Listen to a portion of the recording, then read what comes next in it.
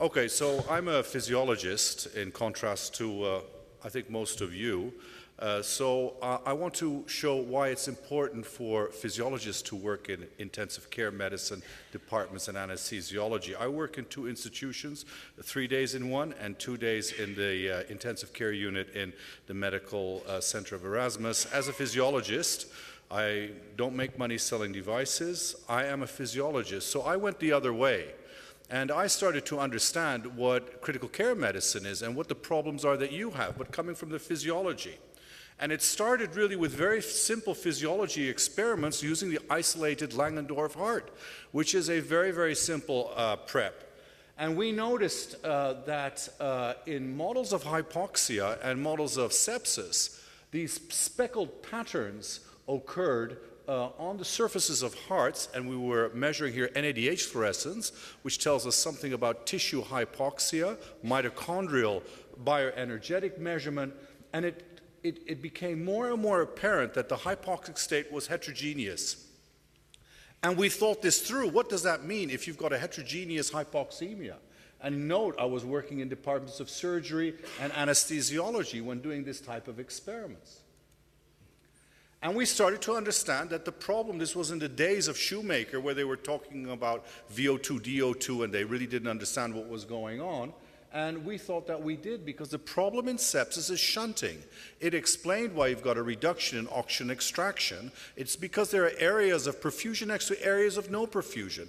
It explained why you could have a high SVO2 and a high lactate and still have this reduced area. So the implication was for us clear, and we published this in Critical Care Medicine, my most cited paper in 1999. And it was clear that if this was the model of sepsis, that just giving fluids was not going to be enough, and you had to actually recruit the microcirculation. The microcirculation, the units that were hypoxemic. And this happened in organs too, because in animals measuring oxygen, we saw that this is an animal looking at brain PO2, if you give endotoxin, you see a fall in cardiac output. If you just resuscitate with fluids based on cardiac output, you see absolutely an enormous increase in cardiac output, but the brain PO2, absolutely no effect at all. So all of these things with vasopressors and fluids, we're not having any effect at all at the tissue where it really matters. So it was clear that we had to take the microcirculation from the lab into the clinic. And we looked at cells, we went into organs in animals, in large animals. The kidney was a prime area of interest. And then we developed these hand microscopes, which you have learned a lot about in the last number of years, and introduced these into clinical medicine, and especially into critical care.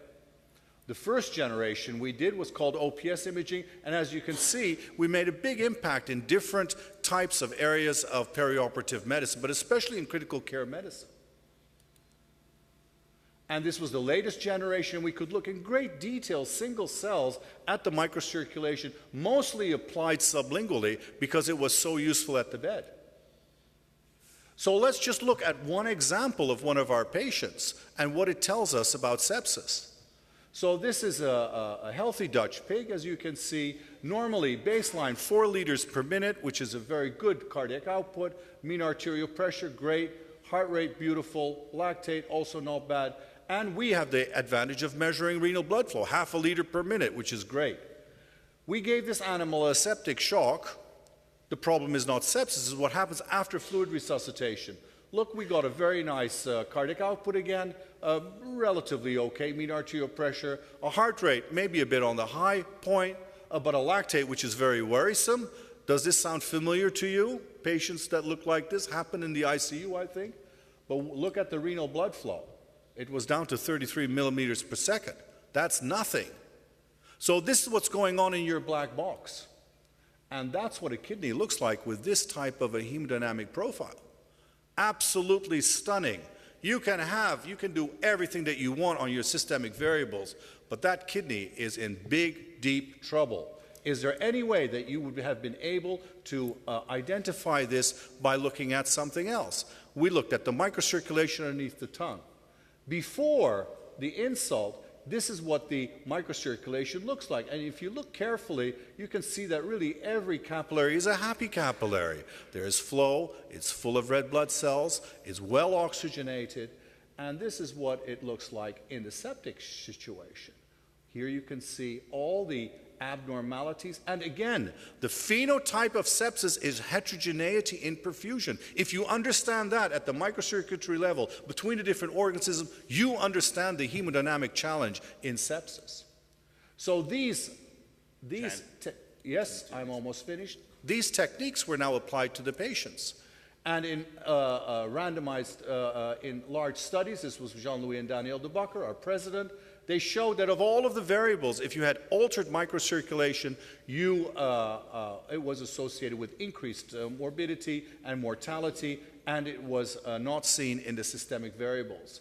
And increased flow heterogeneity in the study done in Argentina with Vanina Adul and Arnaldo Dubin, increased flow heterogeneity was the most important phenotype associated with this. And we even did a multicentral trial in Christian Boerma and Namke Vellinga, showing that if you had abnormal microcirculation in combination with high heart rate, you had a higher increase in mortality in just normal ICU patients.